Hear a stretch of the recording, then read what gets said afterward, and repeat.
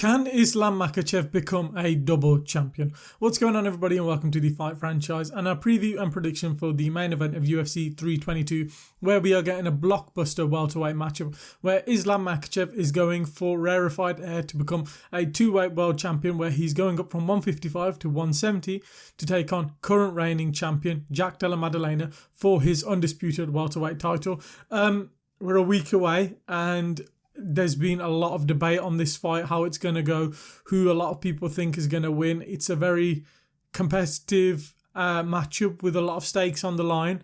And yeah, I'm going to kind of give my preview and prediction. This is going to be my solid kind of final piece. I did do a keys to victory video where we kind of jumped in both men's corners, mainly Islam's, to see where we could see the keys to victory for him and where both guys could have success in the fight. But this is going to be my solid kind of final prediction for the fight. So let's just get straight into it and break down the tale of the tape. So both men, Jack Della Maddalena, 18 wins, 2 losses. Islam Makhachev, 27 wins, 1 loss. 5'11" is Jack Della Maddalena, 5'10" is Islam Makhachev. 73-inch reach for JDM, 70.5-inch reach for Islam Makhachev, so shorter reach for Makhachev, but same leg reach at 40.5 inches. But you'd say in terms of physicality, Jack Della Maddalena is the bigger and stronger guy of the two. Though Islam's a big guy with his sambo background and his wrestling, and a lot of people say, he's a very strong guy.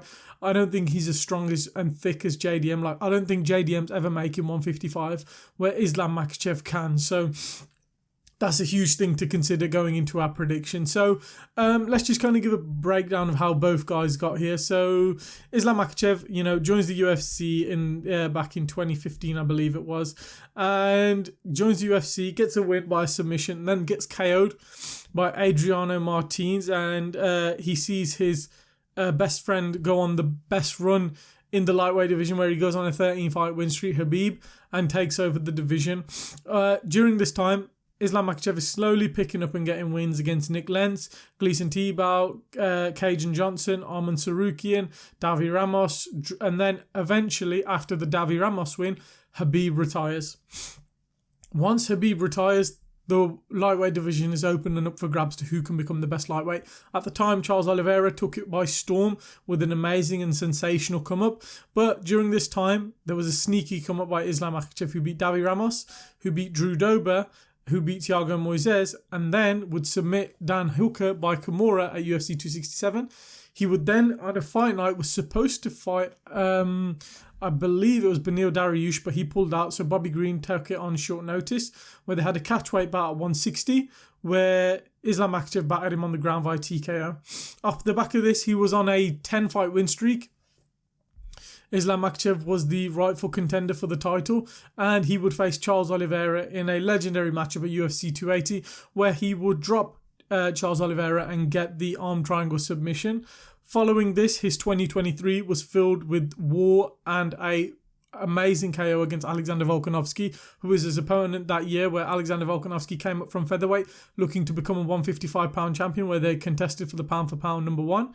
And the first fight was an absolute war, one of the best fights of all time. If you've never seen it and you're a new fan of MMA, it's arguably now probably my favourite fight of all time. It's high-level MMA and skill at the best, with grappling, striking, plus you get a war where both guys are going at it in a war of attrition. It's one of the best fights ever.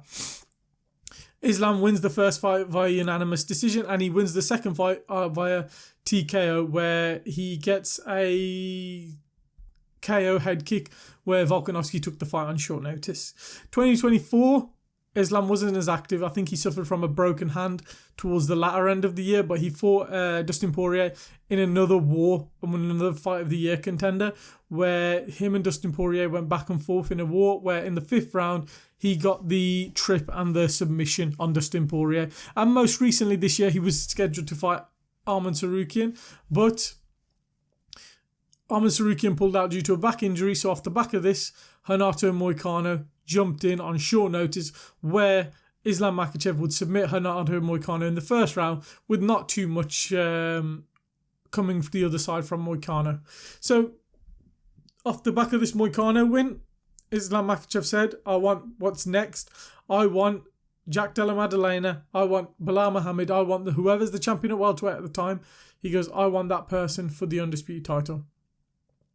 JDM, on the other hand, joins the UFC via Dana White's Contender Series, where he has a competitive fight against Ange Looser, where he pieced up Ange Looser on the feet, but Ange did have some success with the grappling, but he would, off the back of that, get a fight at UFC 270 against Pete Rodriguez, where he got a TKO. And then in 2022 had 2 more fights where he got 2 TKOs, where he KO'd Ramzan Emeev and Danny Roberts. Then in 2023 he would have 3 fights again, this time beating Randy Brown and Basil Hafez and Kevin Holland. The Basil Hafez and Kevin Holland fights were very close and competitive and were split decisions. 2024 he fights Gilbert Burns in his biggest test to date, where he has a very competitive fight against Gilbert Burns, where Gilbert uses his grappling to kind of stifle JDM in moments of the fight, and Gilbert Burns was arguably a minute and a half away from winning the fight. JDM gets up, slams a huge knee off his face and TKOs him in a brilliant comeback fight and performance. And then most recently, Bilal Muhammad was scheduled to face, I can't remember who he was scheduled to face. He was scheduled to face someone, Shavkat Rakhmonov, but Shavkat couldn't make the fight. They were looking for a short notice replacement. They gave it to JDM. Bilal took on JDM in what was one of the fights of the year so far, where they went forth in a back and forth 5-round war, where JDM pieced up Bilal on the feet and on the ground in moments, and they had a brilliant scrap where JDM wins the unanimous decision and became a world champion.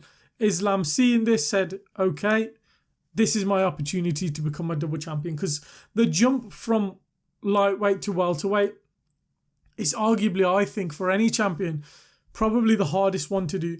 Because if you're in the lower divisions and you're going from 125 to 135, 10-pound jump, Pantoja going up against Merab, you can see it. Merab going up against Volkanovski, you can see it. Volk going up against Curran Ilya, you can see it.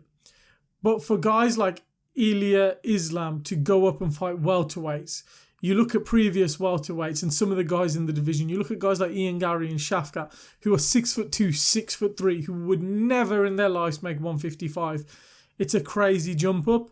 But for Islam Makhachev, he probably sees this as the best opportunity he has at becoming a welterweight champion. So we're here, modern day, and it's MSG. It's a fight card for the ages. It's one of the best fight cards of the year. I'm hoping it's going to deliver on all of the hype. But how do I think this fight's going to go? If Islam Makhachev can't get him down and submit him early, I think JDM's going to have a field day on the feet. JDM is an elite boxer, an elite striker.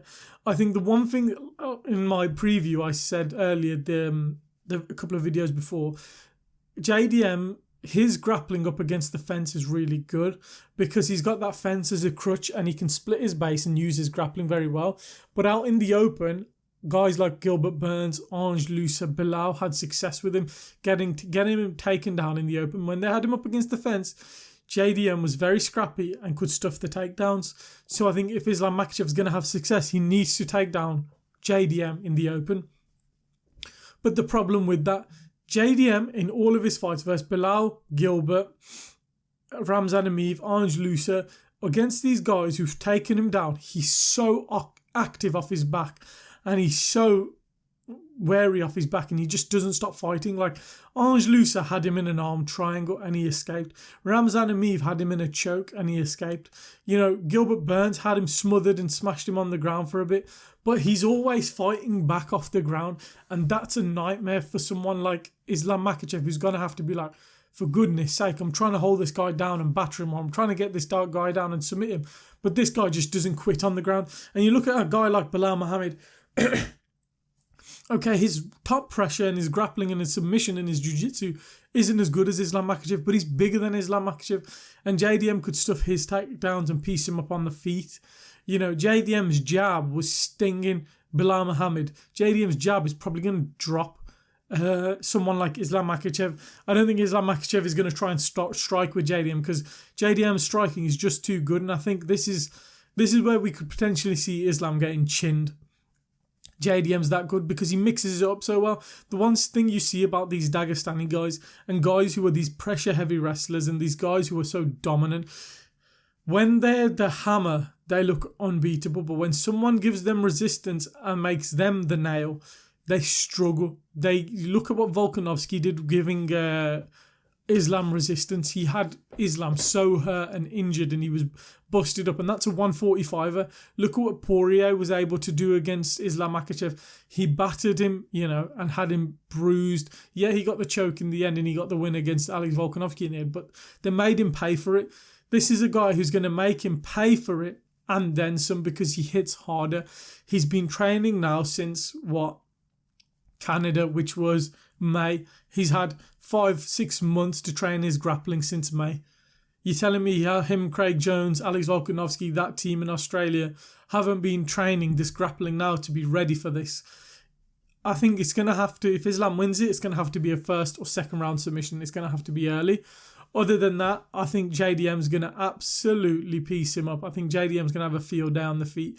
He's going to use his striking at range to keep Islam Makhachev guessing. He's going to piece him up on the feet. And I think he's either going to KO Islam Makhachev going into the 4th or 5th round after he's put a beating on him in the first 3, or he's going to win a decision based off of damage. I think Islam Makhachev is going to wear the damage more. When you saw when Belal had success teeing off on JDM, where he mixed up the grappling with the wrestling. But I think Islam Makhachev is going to believe in his own his own striking, and he's going to try and trade with JDM, but he shouldn't do that. But I think he's going to get lulled into a false sense of security, thinking he's in range, but in reality he's not in range, because JDM's that good at managing the distance. He's just out of range, and then he's popping you with a jab or a right hand. I think it's going to be a JDM 5-round decision, or I think JDM's going to KO him late in the 4th or 5th round. I think Islam Makhachev, I'd love to see him win. I want him to win. I want him to be the pound-for-pound best. I just think logic says to me, JDM, if he's not submitted early, he's going to piece up Islam Makhachev and make him pay. Like we saw Ange Lusa get that arm triangle, Ramzan Ameev. We've seen other guys try and hold down JDM and keep him down, and he just explodes out. He just toughs it out. He's tough, he's durable, he's gritty, and he packs some great striking coming the other way. I think JDM's flaw is going to be someone bigger than him, i.e. a Shafkat and Ian Gary. They're going to cause him problems because they're bigger than him. I think a guy like Islam Makhachev, though he's packed on the pounds for this fight, he's not going to have the success, because JDM is just going to be too much bigger and offer too much punch power coming the other way, which is going to keep Islam Makhachev at bay long enough. So my prediction is a JDM 5-round decision or a 4th or 5th round TKO from JDM. Do you agree with me? Do you think Islam Makhachev can do it and he can dominate JDM? He can submit JDM? I hope he can, but I just think logic says JDM wins this. But let me know your thoughts down in the comments below. Leave a like if you've enjoyed the video. Subscribe for more MMA and fight content coming soon. We hope you enjoyed the video, and we'll catch you in the next one.